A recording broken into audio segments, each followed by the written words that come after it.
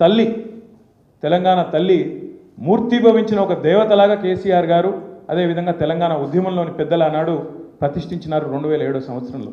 అప్పుడెప్పుడో దాశరథి గారు, ఆ తర్వాత రావెల్ల వెంకటరామారావు గారు ప్రస్తుతించినట్టుగా మా తెలంగాణ తల్లి కంజాతవల్లి అన్నట్టుగా బ్రహ్మాండంగా ఇక్కడి సమాజం యొక్క ఒక ఆశయాన్ని, ఇక్కడి సమాజం యొక్క ఔన్నత్యాన్ని, తెలంగాణ ప్రాంతం యొక్క గొప్పతనాన్ని ఒక ఆస్పిరేషనల్, ఒక వాల్యూగా ఆస్పిరేషనల్ చిహ్నంగా తెలంగాణ తల్లిని ప్రతిష్ఠించుకున్నాం.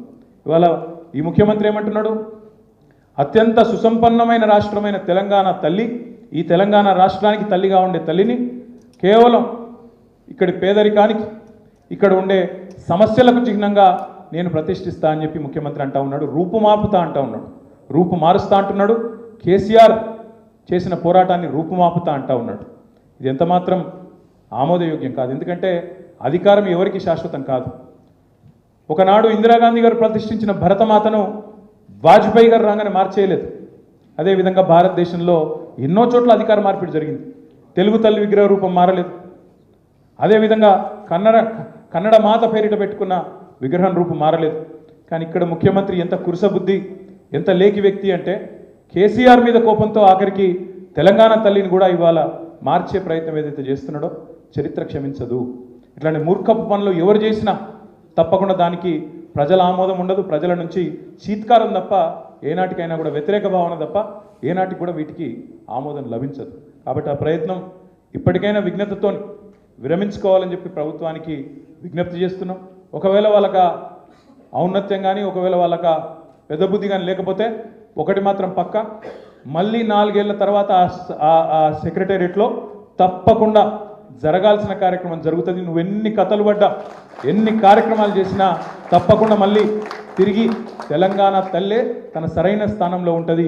ఇలా నువ్వు రాహుల్ గాంధీ తండ్రిని ఎక్కడైతే పెట్టినావో అక్కడ ఖచ్చితంగా తెలంగాణ తల్లి నిటారుగా నిలబడుతుంది, నిన్ను చూస్తూనే ఉంటుందని చెప్పే మాట కూడా ముఖ్యమంత్రికి నేను చెప్తా ఉన్నాను. ఎన్నన్నా చేసుకో, అధికారం నీకున్నది కాబట్టి ఏదో 4 రోజులు సాయుధ బలగాల నడుమ నీ నాటకాలు కొంత సాగుతాయి కొంతకాలం, కానీ ఎల్లకాలం మాత్రం సాగవు. ఇది పక్క. రెండవ మాట, పుస్తకాలు 1 కాదు 2 కాదు 1000 రావాలి, వేలు రావాలని చెప్పి మిత్రులందరూ కోరినారు. మీ అందరికి నేను ఇచ్చే మాట ఏమంటే ఆ బాధ్యత స్వయంగా నేను తీసుకొని వచ్చే సంవత్సరం నుంచి వేల పుస్తకాలు ఎవరైతే అజ్ఞాత సూర్యులు ఉన్నారో తెలంగాణలో తప్పకుండా వారిని వెలుగులోకి తీసుకొచ్చే బాధ్యత కూడా నేను ఈ పార్టీ తరఫున తీసుకుంటా అని చెప్పి కూడా నేను విజ్ఞప్తి చేస్తూ ఉన్నాను. ఎందుకంటే ఈ మాట బాధతోనే చెప్తా ఉన్నా. కొంత ఆ మధ్యన ఒక మిత్రుడు డిఎంకే మాజీ శాసనసభ్యుడు హైదరాబాద్కి వచ్చిండు, శేఖర్ అని, సిఆర్ శేఖర్ ఆయన పేరు. వస్తే ఏదో మర్యాద కర్టసీకి నన్ను కలవడానికి వచ్చిండు. వచ్చిన తర్వాత ఏదో పిచ్చాపాటి మాట్లాడుతున్నాం, రాగానే అన్న మీకు పుస్తకాలు తెచ్చినా అన్నాడు. ఏంటి అని చూస్తే ఒకటి బాబాసాహెబ్ అంబేద్కర్ గారిది, ఇంకొకటి మహాత్మా గాంధీ గారి యొక్క మరి జీవితానికి సంబంధించి 2 పుస్తకాలు తెచ్చి నా చేతిలో పెట్టిండు, ఫోటో దిగినాక కూర్చున్న తర్వాత మరి పుస్తకాలు ఎందుకు తెచ్చినావు బ్రదర్ అని నేను అడిగిన.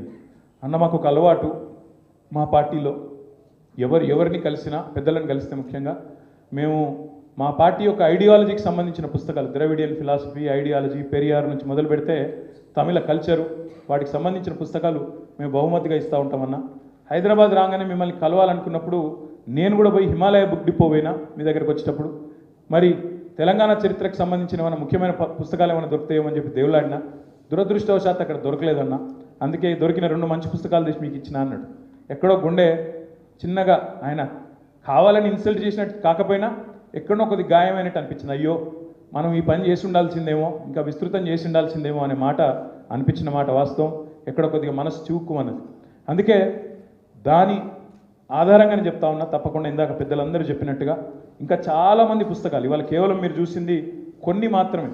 ఎందుకంటే ఒక మంచి కార్యక్రమం చేయాలని చెప్పి గౌరీశంకర్ గారు సంకల్పించగానే తప్పకుండా చేద్దాం అనుకొని మరి ఈరోజు పరిమితమైన స్థాయిలో మాత్రమే చేసినాం. ఇంకా చాలామంది పెద్దలు రావాల్సి ఉండే, సమయాభావం వల్ల, వాళ్ళకి సమాచార లోపం వల్ల కూడా కొంతవరకు రాలేకపోవచ్చు. వచ్చే సంవత్సరం మరి చాలా పెద్ద ఎత్తున బ్రహ్మాండంగా ఈ కార్యక్రమాన్ని చేస్తాం. చేయడమే కాకుండా వేల పుస్తకాలు, దానికి పార్టీ నుంచే 2 కమిటీలు కూడా వేస్తాం. ఒకటి రచయితలు, కళాకారులకు సంబంధించి మరి ఏమేమి చరిత్రను ఏ రకంగా బయటికి తీసుకొని రావాలి, దానికి అయ్యే ఖర్చు ఎంత, దానికి చేయాల్సిన ఏర్పాట్లు ఏంటి, వీటన్నిటికీ సంబంధించి ఒక బృందం. అదేవిధంగా కవులు, కళాకారులు, తెలంగాణ ఉద్యమంలో ప్రతి మాట ఒక తూట, ప్రతి పాట ఒక శతఘ్నిలాగా పేలింది, ఒక ఫిరంగిలాగా పేలింది. అట్లాంటి పాటలు, అట్లాంటి కళాకారులు, వాళ్ళ అద్భుతమైన టాలెంట్ భవిష్యత్తుకు కూడా వినబడాలి, భవిష్యత్తులో కూడా వినబడుతూనే ఉండాలి. కాబట్టి తప్పకుండా దానికి సంబంధించి కూడా ఒక కమిటీ వేయబోతా ఉన్నాం. ఇక దాంతోపాటు చెప్పాలంటే చాలా చెప్పొచ్చు, కానీ చివరిగా ఒక్క మాట మాత్రం చెప్పి నేను ముగిస్తాను. ప్రొఫెసర్ జయశంకర్ గారు ఎప్పుడు అనేది, తెలంగాణ ఉద్యమానికి మూడు పార్శ్వాలు ఉన్నాయి.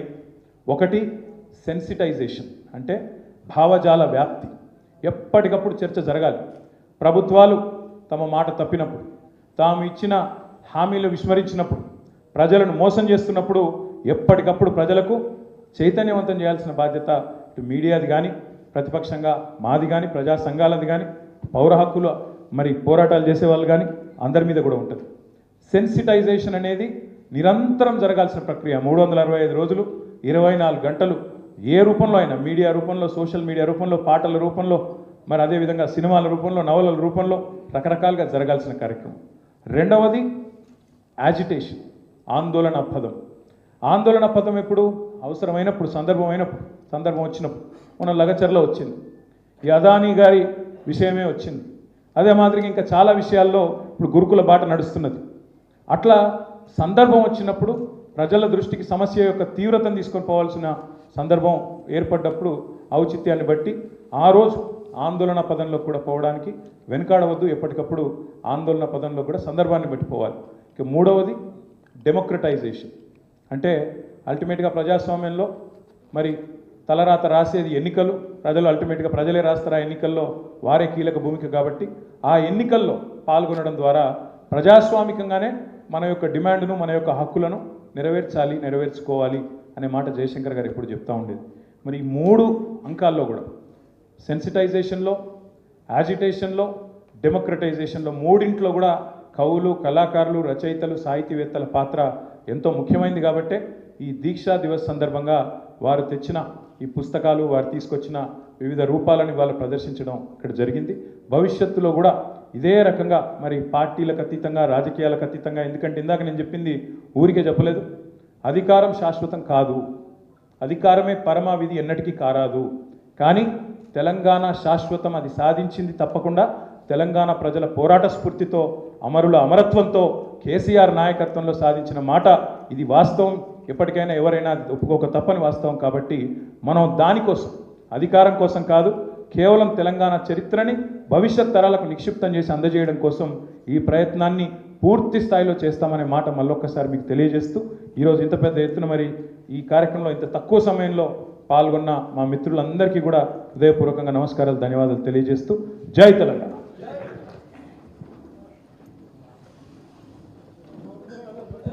ఈ యొక్క కార్యక్రమానికి పెద్ద హృదయంతో ఏర్పాటు చేసినటువంటి కేటీఆర్ గారికి ప్రత్యేకంగా ధన్యవాదాలు తెలియజేస్తూ ఈ యొక్క కార్యక్రమాన్ని ఇంతటితో ముగిస్తున్నాం.